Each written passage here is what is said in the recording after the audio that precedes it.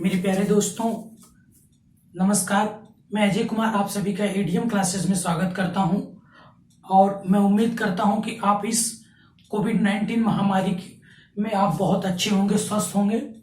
मेरे प्यारे दोस्तों, मैं ट्रिग्नोमेट्री में हाइट एंड डिस्टेंस लेकर के चल रहा हूं।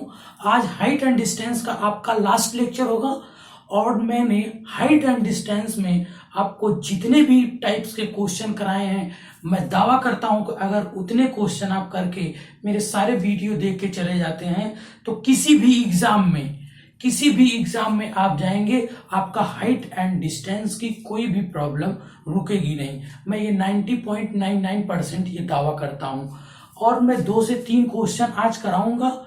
ये जो पूरे के पूरे 100% मेरी तरफ से हो जाएगा हाइट एंड डिस्टेंस में, और मैं उम्मीद करूंगा कि आपको हाइट एंड डिस्टेंस से सारे जितने मेरे वीडियो हैं उसको आप सारे के सारे वीडियो देख लें, जिससे कि आपको कोई भी प्रॉब्लम नहीं होगी। मैं आज सारे जितने मेरे हाइट एंड डिस्टेंस के वीडियो पड़े हैं, मैं डिस्क्रिप्शन बॉक्स में मैं सारे के सारे लिंक आप लोगों को उपलब्ध करा दूंगा। तो प्लीज आप लोग इस वीडियो को देखने से पहले हाइट एंड डिस्टेंस के जितने भी प्रीवियस वीडियो हैं उसको आप लोग जरूर देखिए। आपको आगामी एग्जाम में आपकी बहुत ही महत्वपूर्ण भूमिका होगी।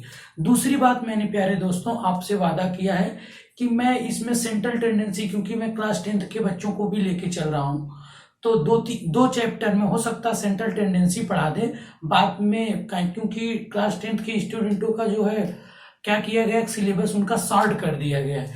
तो शॉर्ट सिलेबस करने की वजह से मैं लगभग उनका पूरा का पूरा सिलेबस दे चुका हूं। तो इसलिए मैं अब जो आपका जो वीडियो बनाऊंगा वो specially UP TET, C TET और सुपर टेट के पर्पज से मेरा जो वीडियो बनेगा। मैं नेक्स्ट वीडियो अब जो लेकर के आऊंगा, अभी तो नहीं मेरे प्यारे दोस्तों, लेकिन 1-2 हफ्ते के बाद, मतलब आपको टाइम लग सकता है, 10 दिन लग सकता है, 15 दिन लग सकता है, उसके बाद कंटिन्यू एकदम धुआंधार में यूट्यूब पे आप लोगों को सुपर टेट, यूपी टेट के मैथमेटिक्स को पूरा का पूरा पढ़ाऊंगा। मेरे प्यारे दोस्तों, आपको मैं दावा करूंगा कि उसमें कोई भी क्वेश्चन 99.99% उससे बाहर नहीं आएगा, और प्रीवियस ईयर का क्वेश्चन मैं साथ साथ आप लोगों को सॉल्व, जैसे कोई चैप्टर होगा उस चैप्टर को साथ साथ हम जो है सॉल्व करते चलेंगे। अब मेरे प्यारे दोस्तों, मैं शुरू करता हूं आज का लेक्चर। आज के इसके पहले वाले लेक्चर में मैंने स्टार्ट किया था कि कोई, मेरे प्यारे दोस्तों, मीनार है, इस मीनार पे एक आदमी बैठा हुआ है, इस मीनार पे एक आदमी बैठा हुआ है और वो अपने दाएं और बाएं देखता है, इस साइड देखता है और इस साइड देखता है, तो उसका जो उन्नयन कोण बढ़ता है वो एक 60 डिग्री बनता है, और जब इधर देखता है तो अवनमन कोण मेरे प्यारे दोस्तों 45 डिग्री बनता है। ठीक है, आपको ये इन दोनों पॉइंटों के बीच की दूरी 100 मीटर दे दी गई है। अगर मैंने इसको ए मान लिया और इसको बी मान लिया और इसको एम मान लिया और इसको एन मान लिया, मतलब एम एन की ये पूरी जो डिस्टेंस है मेरे प्यारे दोस्तों, ये मीनार की ऊंचाई हो गई, और ये ए पॉइंट और बी पॉइंट के जो बीच की दूरी है वो 100 मीटर आपको दिया गया है। मैंने आपको होमवर्क भी दिया था।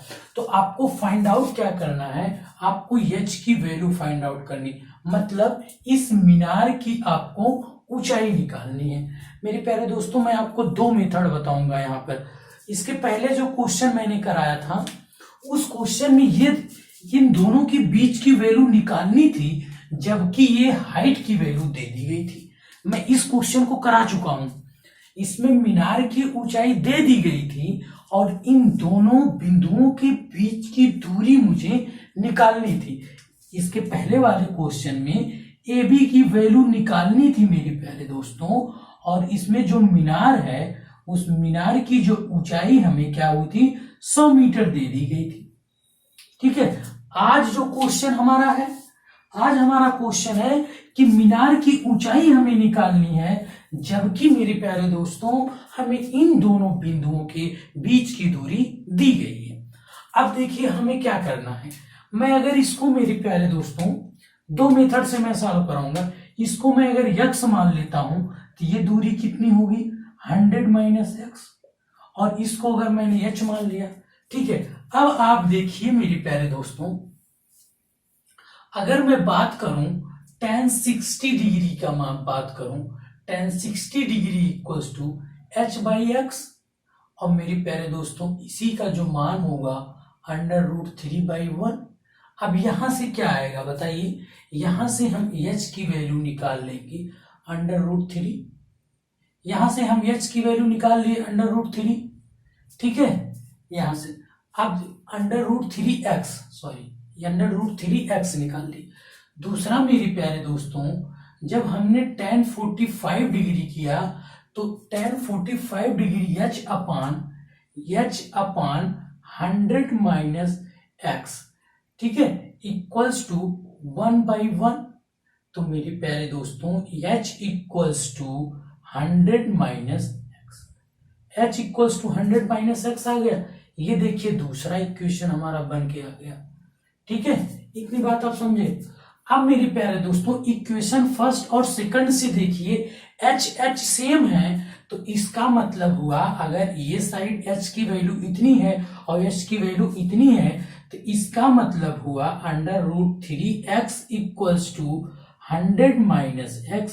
अब मेरे प्यारे दोस्तों 3x plus x equals to 100 होगा, और x कॉमन लेंगे तो √3 प्लस 1 इक्वल्स टू 100 आ गया। अब यहां से और देखिए आगे, अब यहां से देखिए मेरे प्यारे दोस्तों, अब यहां से हम x की वैल्यू जब निकालेंगे तो 100 अपान √3 प्लस 1 होगा, ठीक है, x equals to 100 upon √3 plus 1 होगा। अब मेरे प्यारे दोस्तों आपको निकालना क्या है, आपको निकालना है कि इस मीनार की ऊंचाई निकालना है।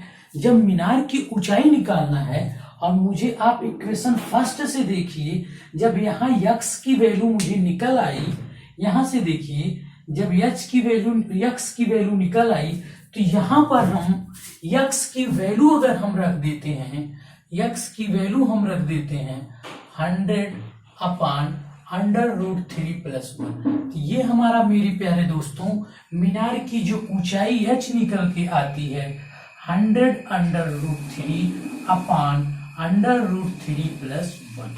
ये हमारा मीनार की ऊंचाई हमारा निकल करके, इसमें कुछ करना नहीं था। अब दूसरे मेथड से आप इसको लिख लीजिए मेरे प्यारे दोस्तों, इसके बाद मैं दूसरे मेथड से आपको सॉल्व कराने की कोशिश करूंगा। देखिए अब मैं उम्मीद करता हूं आप लिख लिए होंगे, मैं इसको तुरंत इरेज करूंगा। अब देखिए मेरे प्यारे दोस्तों, आपको करना क्या है, आपको सिर्फ समझना है इसको, इसमें कुछ था नहीं, सॉरी मैंने तो फिगर भी मिटा दिया। चलिए फिगर बनाने में मुझे टाइम नहीं लगेगा।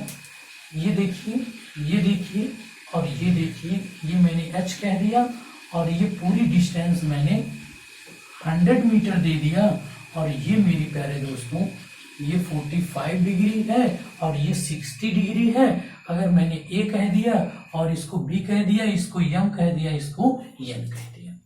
अब मेरे प्यारे दोस्तों आप इस ट्रायंगल में जब हम बात करेंगे tan, देखिए tan 60 degree equals to √3/1 equals to h upon 1 लिखेंगे, और tan 45 degree equals to 1/1 equals to h upon an करेंगे।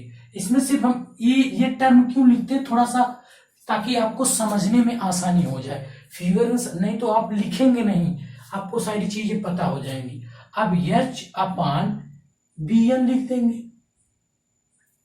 h अपान an और h अपान bn।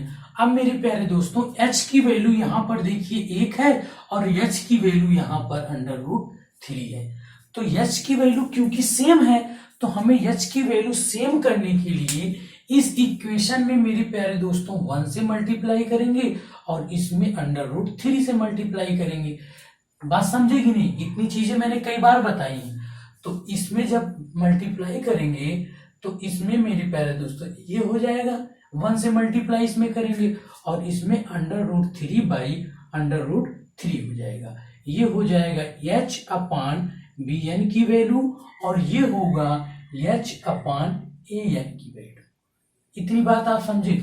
अब मेरे प्यारे दोस्तों h की वैल्यू √3, h की वैल्यू √3, बात इतनी समझ में आई। अब bn की वैल्यू देखिए bn की वैल्यू √3 bn की वैल्यू मेरे प्यारे दोस्तों √3 और an की वैल्यू 1। अब देखिए ये टोटल AB की दूरी क्या होगी, AB की दूरी होगी √3 + 1, और इसी √3 + 1 का जो मान दिया गया मेरे प्यारे दोस्तों वो 100 दिया गया। तो एक का मान क्या होगा, एक का मान मेरे प्यारे दोस्तों होगा 100/√3 + 1। अब आपको बताइए h का मान निकालना है, h का मान निकालना है। h कितना है, h की वैल्यू कितना है √3, तो √3 यूनिट का जो मान होगा मेरे प्यारे दोस्तों 100√3/√3 + 1।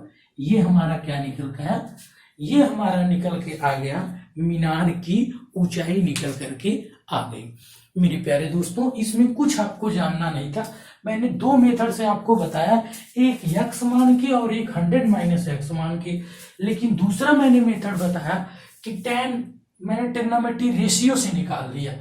क्यों, tan 60 का मान इतना हुआ और h/an हुआ, h दोनों में सेम है, दोनों इस ट्रायंगल में भी इस ट्रायंगल में भी h की वैल्यू सेम है, इसलिए हमने यहाँ पर h की वैल्यू सेम कर दिया। h की वैल्यू जब सेम किया उसके बाद आप देखिए मैंने क्या किया, an की वैल्यू आ गई और bn की वैल्यू आ गई, और हमें ab की वैल्यू 100 दिया गया है। तो मेरे प्यारे दोस्तों √3 + 1 = 100 यूनिट, 100 मीटर दिया गया है। तो एक यूनिट का कितना होगा, ये जो है कितना 100 मीटर, इतना मीटर होगा। और क्योंकि मीनार की ऊंचाई √3 यूनिट हमने सपोज किया है, तो √3 यूनिट की जो वैल्यू आएगी 100 × √3/√3 + 1। मैं उम्मीद करता हूं कि आप इसको लिख चुके होंगे, नहीं लिखे होंगे स्क्रीनशॉट ले लीजिएगा। इसके नेक्स्ट क्वेश्चन जो है मेरे प्यारे दोस्तों वो बहुत इंपॉर्टेंट क्वेश्चन है। इसके बाद जो दो क्वेश्चन आने वाले हैं, दोनों क्वेश्चन से एग्जाम में क्वेश्चन बार बार पूछे गए हैं और बहुत बढ़िया क्वेश्चन बनता है, इसलिए आप उसको इग्नोर मत करिए, उसको देखिए प्लीज। क्वेश्चन क्या है देखिए, एक 1500 √3 मीटर की ऊंचाई से उड़ रहा एक हेलीकॉप्टर, एक जहाज का उन्नयन कोण एक बिंदु A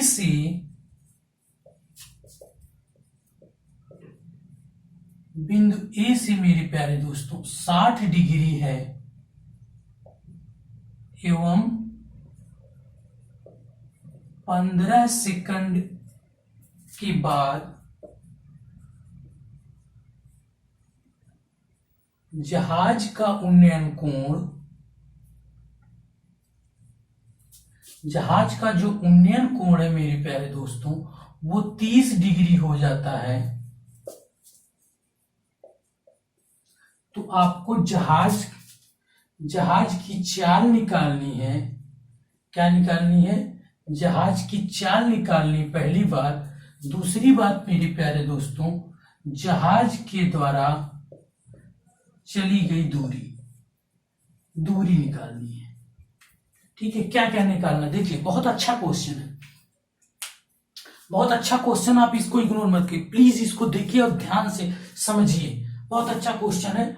1500 √3 मीटर की ऊंचाई से उड़ रहा एक जहाज का उन्नयन कोण एक बिंदु A से 60 डिग्री है, एवं 15 सेकंड के बाद जहाज का उन्नयन कोण 30 डिग्री हो जाता है। तो जहाज की चाल और जहाज के द्वारा चली गई दूरी आपको निकालनी है। बहुत अच्छा क्वेश्चन है, आप इसको इग्नोर मत करिए, प्लीज इसको जरूर देखिए। बहुत मतलब अभी तक का सबसे ऊंचाई एवं दूरी में सबसे बढ़िया क्वेश्चन यही निकल के आया है। अब मेरे प्यारे दोस्तों इसको पहले फिगर के माध्यम से हम समझने की कोशिश करते हैं।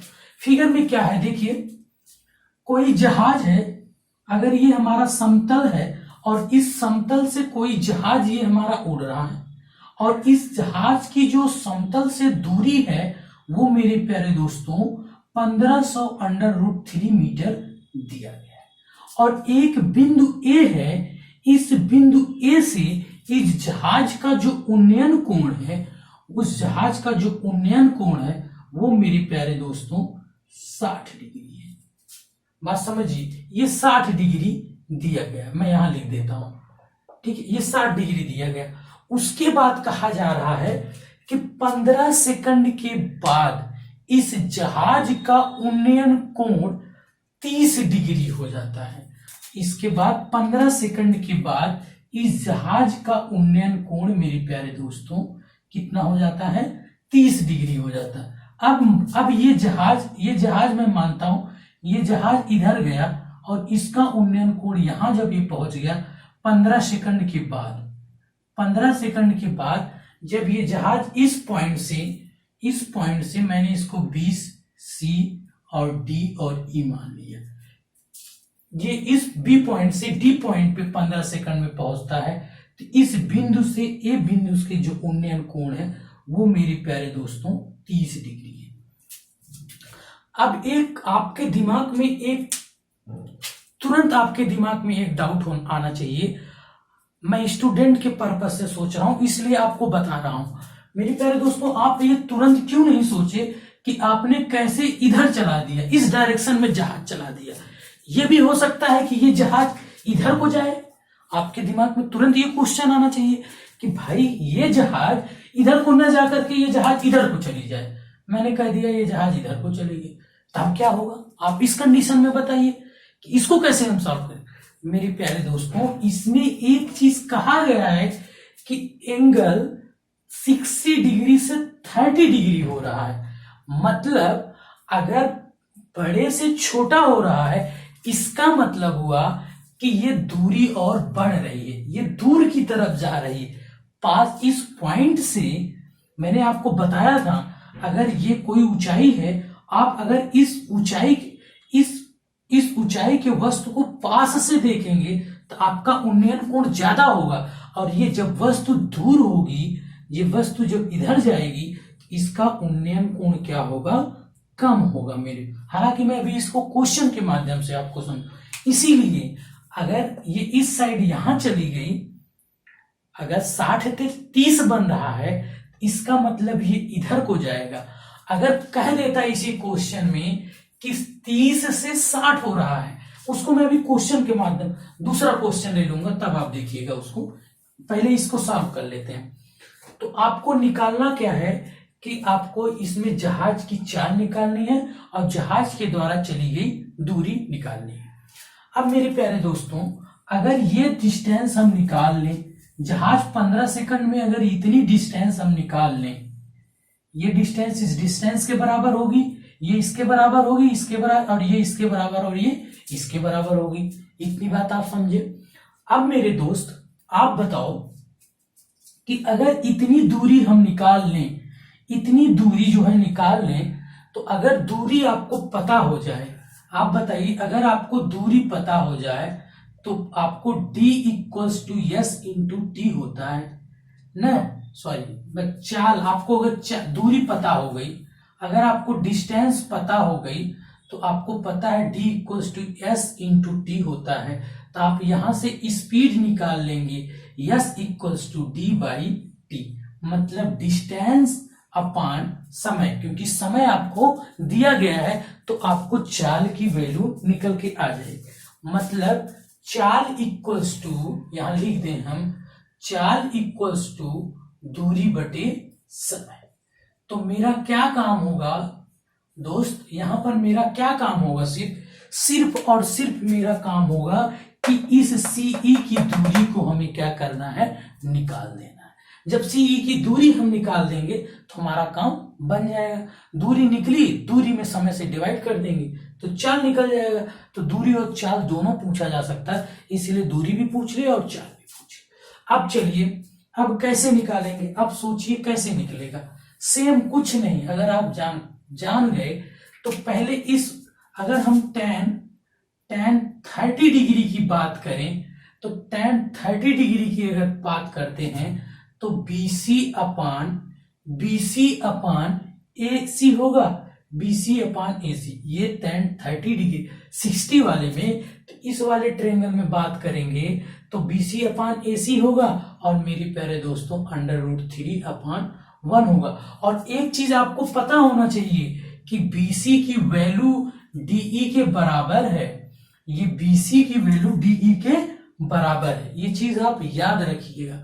दूसरी चीज मेरे प्यारे दोस्तों, जब tan 30 डिग्री की हम बात करेंगे, इस वाले ट्रायंगल में बात करेंगे तो DE अपान AE होगा और इसका मान आएगा 1 अपान √3। इतना बात समझे। अब दोस्त हमने क्या कहा कि जो BC की मान है वो DE के मान के बराबर है, लेकिन BC का जो मान यहाँ पे है, BC का मान जो है √3 है और यहाँ पर 1 है। तो इसको बराबर करने के लिए इस वाले में √3 से मल्टीप्लाई करेंगे, ठीक है, और इस वाले में 1 से मल्टीप्लाई करेंगे तो √3 अपान A इक्वल्स टू √3 अपान 3। ये हमारा क्या आ गया, ये हमारा निकल के आ गया। अब इस कंडीशन में देखिए BC का मान √3 और BC का मान √3। इतनी बात आप समझ गए। बस कुछ नहीं करना, जो चीज दोनों ट्रायंगल में देखेंगे समान दूरी है उसको हम बराबर करने की कोशिश करेंगे। अगर हम बराबर कर लिए तो पूरी हाइट एंड डिस्टेंस का क्वेश्चन यही समाप्त हो जाता है, सिर्फ आपको फिगर बनाना आ जाए बस। अब दोस्तों देखो, अब ये BC की जो दूरी है, आप बताइए ये जो BC की लंबाई है, ये BC की लंबाई कितनी है। अगर मैंने BC को √3 का मान जो है मेरे प्यारे दोस्तों वो 1500 √3 मीटर दिया है, तो आपको एक का जो मान आएगा वो 1500 मीटर आ गया कि नहीं, कोई डाउट इसमें है, नहीं है। अब मेरे प्यारे दोस्तों आप बताओ, मुझे इतने का मान निकालना है, इतने का मान निकालना है। आप बताइए AE का मान 3 यूनिट दिया है, इस पूरे का मान 3 यूनिट दिया है और AC का मान 1 यूनिट दिया है। तो इतने का मान कितना होगा, इतने का मान 2 यूनिट होगा। आप यहां से समझिए, पूरे का मान 3 यूनिट और AC का मान 1 यूनिट, तो इतने का मान कितना होगा भाई, बड़े वाले में से छोटा वाला घटा देंगे तो रिमेनिंग बच जाएगा। अच्छा बच गया तो आप बताइए 2 यूनिट का मान कितना होगा। 2 यूनिट का मान मेरे प्यारे दोस्तों 3000 होगा। जब 1500 में 2 से मल्टीप्लाई करेंगे तो 3000 मीटर आ गया। अब मेरे प्यारे दोस्तों जहाज के द्वारा जो चली गई दूरी है वो कितना आ गया। जहाज के द्वारा चली गई दूरी मेरे प्यारे दोस्तों हमें जो निकल करके आ गया, दूरी आ गई हमारी, दूरी आ गई 3000 मीटर। अब जब दूरी 3000 मीटर आ गई तो चाल निकालने के लिए दूरी में क्या करेंगे, समय से डिवाइड कर देंगे।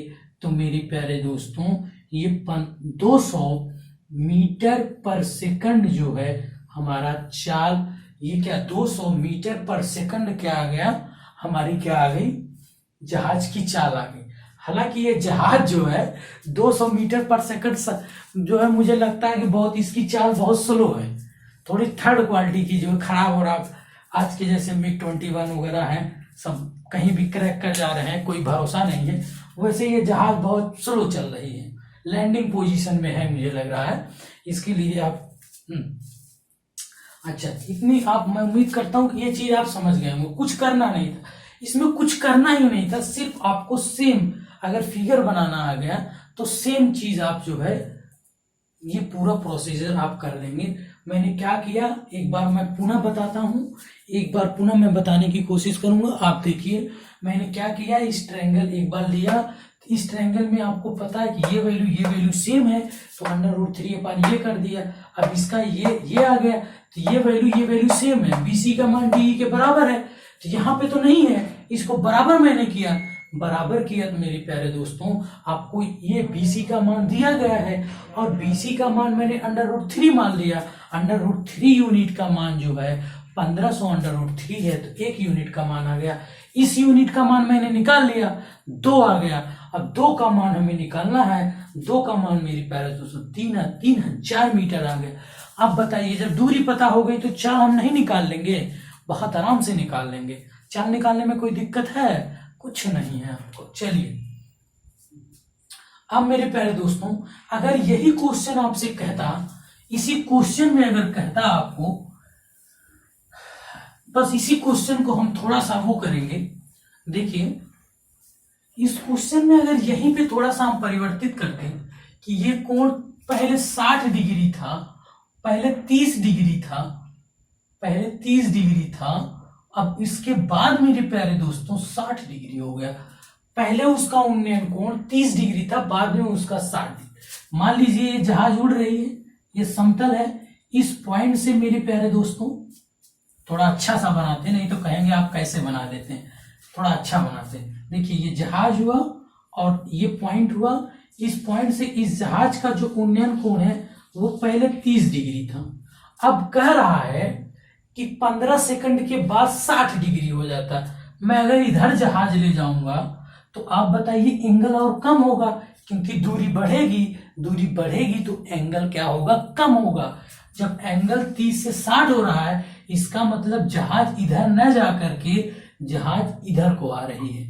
अब जहाज जब इधर को आ रही है तो पहुंच गई। इसका जो मान आया मेरे प्यारे दोस्तों, इसका उन्नयन कोण जो आ गया वो 60 डिग्री आ गया। ये पूरा एंगल 60 डिग्री आ गया। और ये ऊंचाई तो हमेशा सेम ही है, उसी ऊंचाई पे उड़ रही है।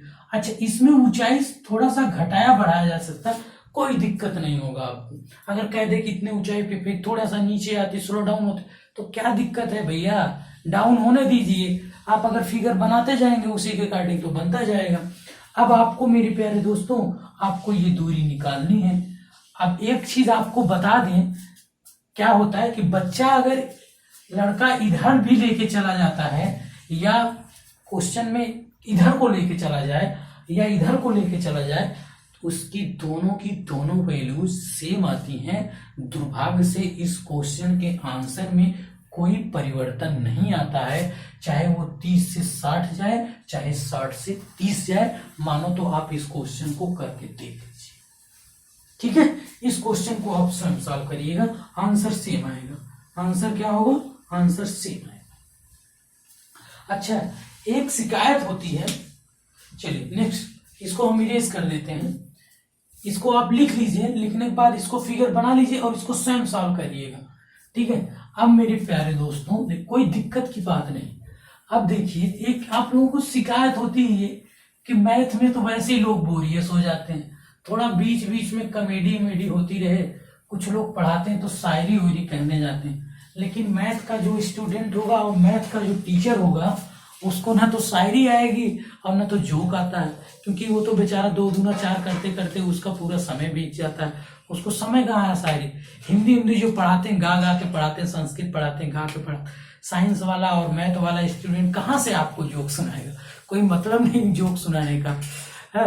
अच्छा, ऐसी क्या हुआ था कि एक बार मेरे प्यारे दोस्तों, क्या हुआ कि जब प्राइमरी स्कूल में पढ़ते हैं तो प्राइमरी स्कूल में क्या होता है कि जब एसडीआई, पहले एसडीआई साहब होते थे, एसडीआई साहब जिसको आज खंड शिक्षा अधिकारी कहते हैं, जब प्राइमरी स्कूल में खंड शिक्षा अधिकारी पहले जाते थे तो लोग एकदम, टीचर क्या करते थे कि जो तेज लड़के होते थे उनको कहते थे कि आज साहब आने वाले हैं, आप लोग सब गिनती पहाड़ा वहाड़ा सब याद कर लीजिएगा। तो क्या हुआ कि एक दिन पता चला विद्यालय में कि आज एसडीआई साहब आने वाले हैं। जब पता चला एसडीआई साहब आने वाले हैं तो टीचर मैथ पढ़ा रहे थे, कक्षा 3-4 की बात है। तो क्या किया कि बीच में जो सबसे तेज बच्चा था उसको बैठा दिया और किनारे किनारे पीछे 2-3 लड़के बैठा दिए, आगे बैठा दिए, बाकी जो कमजोर थे उनको जो है उसे एडजस्ट कर लिए इधर उधर। तो क्या हुआ कि एसडीआई साहब आए, उसके बाद जो है उनसे बच्चों से मैथ की क्लास चल रही थी, आए वो पूछने लगे, मैथ पूछे। पहले उन्होंने पूछा, उससे सोचा कि गिनती पहाड़ा बच्चों से पूछते हैं, तो उन्होंने पूछा कि 15 गुणे 4 करिए। किसी बच्चे से पूछे कि 15 में 4 का गुणा करो, तो बच्चा बता दिया जो है 20। कितना बता दिया? 20 बता दिया, ठीक है। तो एसडीआई साहब सोचे हो सकता है बच्चे को 15 तक पढ़ा न आता हो, ये बच्चा गुणा करना नहीं जानता हो, चलिए इससे जोड़ो घटाओ की बात पूछते हैं। तो मेरे पेरेंट्स जब उसने क्या किया, एसडीआई साहब ने कहा कि बेटा ये बताओ कि 8 में से जब 2 घटाएंगे तो कितना आएगा, तो तुरंत बच्चे ने कहा कि 16 आएगा।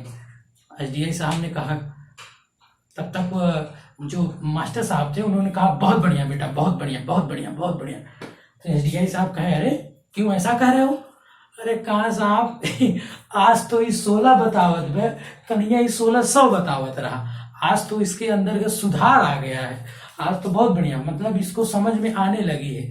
तो ऐसे हालात मत क्रिएट करिए, आप लोग मेहनत से मैथ पढ़िए, मैं आपको 100% अगली देने की कोशिश करूंगा और मेरी तरफ से कोई वो नहीं होगा। और आप लोग से उम्मीद है ज्यादा से ज्यादा आप लोग लाइक शेयर और सब्सक्राइब करते चलें। दूसरा क्वेश्चन जो बहुत इंपॉर्टेंट क्वेश्चन है उसको करना बहुत जरूरी है। मैं क्वेश्चन थोड़ा सा लिख देता हूं कि पानी की सतह से h मीटर की ऊंचाई से, क्या है मेरे प्यारे दोस्तों, पानी की सतह से, जो क्वेश्चन है पानी की सतह से h मीटर की ऊंचाई से, h मीटर की ऊंचाई से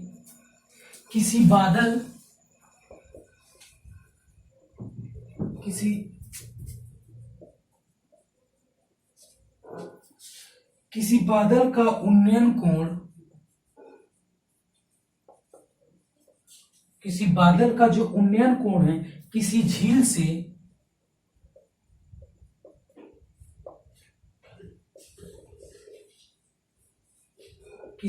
से अल्फा है, अल्फा और उसके प्रतिबिंब का अवनमन कोण, देखिए, और उसके प्रतिबिंब का जो अवनमन कोण है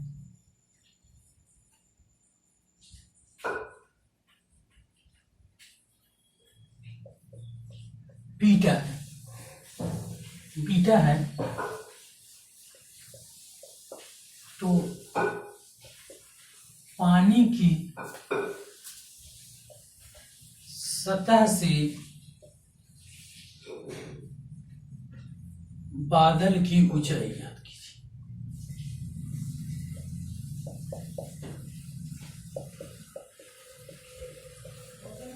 आपको देखिए बहुत अच्छा क्वेश्चन है दोस्त, ये क्वेश्चन आपके ये एसएससी जो है, एसएससी में क्वेश्चन पूछा गया है और इस टाइप के क्वेश्चन पूछे जाते हैं, इसलिए मैं यहाँ पे कराना जरूरी समझ लिया कि पानी की कोई सतह है, एक मिनट देखिए, कि पानी का ये देखिए कोई तालाब है, इस तालाब की सतह से, देखिए इस तालाब की सतह से ये पानी है, ठीक है, इस तालाब की सतह से यह ऊंचाई पर, यह ऊंचाई है और यह ऊंचाई से जो है कोई यहाँ पर एक झील है, क्या है दोस्त, झील है और एक बादल है, क्वेश्चन समझिएगा, एक बादल है। अब इस झील से इस बादल का जो उन्नयन कोण है वो मेरे प्यारे दोस्तों अल्फा है, क्या है, अल्फा। इतनी बात आप समझिए कि ये कोई तालाब है, इस तालाब से यह ऊंचाई पर कोई एक झील है, यह ऊंचाई से, अब इस झील का जो उन्नयन कोण है ये अल्फा है। अब मेरे प्यारे दोस्तों आप एक चीज बताइए कि अगर ये पूरी डिस्टेंस देखिए, अगर ये जो है, अगर ये बादल मैंने मान लेता हूं, इस बादल जो है इस झील से, इस समुद्र तल से m मीटर की ऊंचाई पर है, कितनी मीटर की ऊंचाई पर, m ऊंचाई पर है। तो आप बताइए जितना मीटर ऊपर ऊंचा है उतना मीटर नीचे ही तो इसका प्रतिबिंब बनेगा पानी में, बात समझे कि नहीं आप समझे, जो इसका बादल होगा इस बादल का प्रतिबिंब इस समुद्र में बनेगा कि नहीं बनेगा, इस तरह बिल्कुल बनेगा, उतने मीटर गहराई में बनेगा जितना मीटर ऊपर गहरा है। इसका मतलब दोस्त, इसका मतलब ये जो है यहां से m मीटर की, यहां से ये जो डिस्टेंस होगी ये कितनी डिस्टेंस होगी, ये भी m मीटर होगी, और जो इसका अवनमन कोण है, इसका जो है प्रतिबिंब यहां बनेगा इस बादल का, इस बादल का, तालाब में तो प्रतिबिंब यही बनेगा, और इसका जो अवनमन कोण है दोस्त वो कितना है, आपको बीटा दिया गया है। तो आपको निकालना क्या है, इसी जो है सतह से, इस पानी की सतह से इस बादल की ऊंचाई, आपको पानी की सतह से बादल की ऊंचाई निकालना, मतलब यम निकालना, यम की वैल्यू क्या करनी, निकालना। क्वेश्चन आप समझे कि नहीं समझे? कोई तालाब है, इस तालाब से यह ऊंचाई पर कोई झील है, और इस झील का जो है, इस झील से कोई बादल है, इस बादल का जो उन्नयन कोण है वो अल्फा है। आप एक चीज सोचिए कि अगर कोई तालाब है, इस तालाब से यह ऊंचाई पर कोई वस्तु है, यम ऊंचाई पर कोई वस्तु है, तो यम गहराई पर भी इसका जो प्रतिबिंब बनेगा दोस्त, वो यम गहराई पर बनता है। मतलब जितनी ऊंचाई होगी, जितना ऊपर होगा, उतना नीचे गहराई पर उसका क्या बनेगा, प्रतिबिंब बनेगा। अब दोस्त जब इतनी बात आप समझ गए, तो आप अब बताइए, अब आपको क्या करना है कि ये वैल्यू निकालनी और अवनमन कोण अल्फा दे। अब देखिए, आप यहां से आप चीज सोच के बताइए, अगर मैं इसको कह दूं कि ये जो इन दोनों के बीच की दूरी है, इस दूरी को अगर मैं यक्स मान लूं, ठीक है, अगर मैं यक्स मान लेता हूं, तो आप बताइए कि tan अल्फा इक्वल्स टू क्या होगा, tan अल्फा इक्वल्स टू क्या होगा, tan अल्फा इक्वल्स टू क्या होगा बताइए। अगर ये दोस्त इतनी ऊंचाई h है, इतनी ऊंचाई h है और पूरी दूरी m है, तो इतनी दूरी क्या होगी, कितनी दूरी देखिए, जितना मैं मार्क कर रहा हूं, इतनी दूरी कितना होगी, तो ये दूरी होगी m माइनस h। कोई डाउट नहीं, आप समझ रहे होंगे कि कैसे हो गया।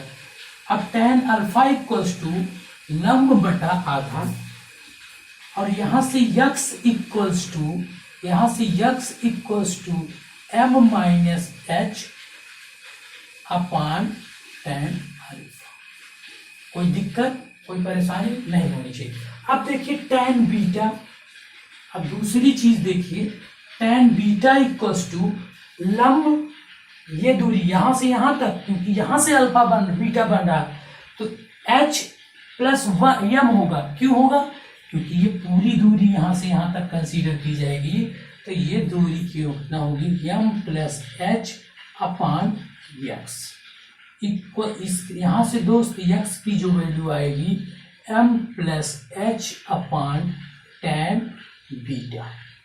ठीक है, अब देखिए यक्स बराबर है, जब यक्स बराबर है, तो ये दोस्त, ये दोनों इक्वेशन क्या होंगे, आपस में बराबर। तो M minus H upon tan alpha equals to m plus h upon tan beta. अब मेरे प्यारे दोस्तों, दोनों को क्या करेंगे, मल्टीप्लाई कर दीजिए, तो यहां से आएगा m tan beta minus h tan beta equals to देखिए, मैं यहां से इरेज कर दूंगा, मैं अब ऊपर वाला क्वेश्चन हटा दूंगा, क्योंकि मैं ज्यादा नीचे लिखूंगा तो दिक्कत हो जाएगी। देखिए इक्वल्स टू, अब यहां से हटा देते हैं, ऊपर ही लिख देते हैं, ऊपर लिखते हैं। देखिए ऊपर लिखेंगे तो ज्यादा आसानी होगी लिखने।